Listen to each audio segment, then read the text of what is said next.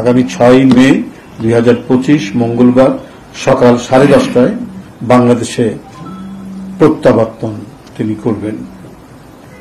সাংবাদিক বন্ধুরা, তার প্রত্যাবর্তন উপলক্ষে অভ্যর্থনা জানানোর জন্য বিএনপি ও অঙ্গ সহযোগী সংগঠনের যে অবস্থান, সে অবস্থানটি আপনাদের সামনে তুলে ধরছি।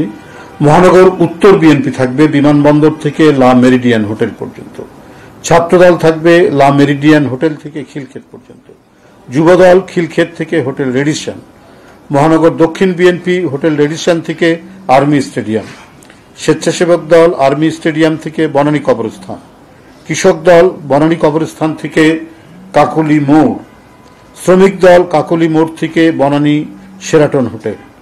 ওলামা দল প্লাস তাঁতি দল জাসাস মৎস্যজীবী দল থাকবে বনানী শেরাটন হোটেল থেকে বনানী কাঁচা বাজার।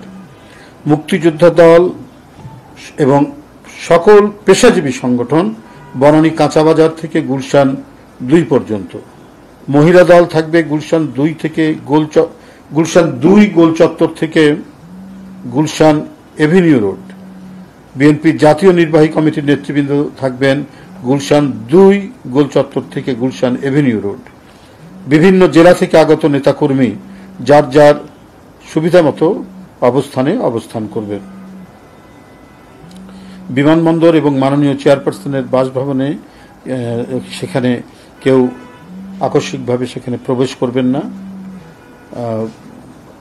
প্রবেশ করতে পারবে না। সকল নেতাকর্মী দলীয় পতাকা এবং জাতীয় পতাকা হাতে রাস্তার একপাশে দাঁড়াবে।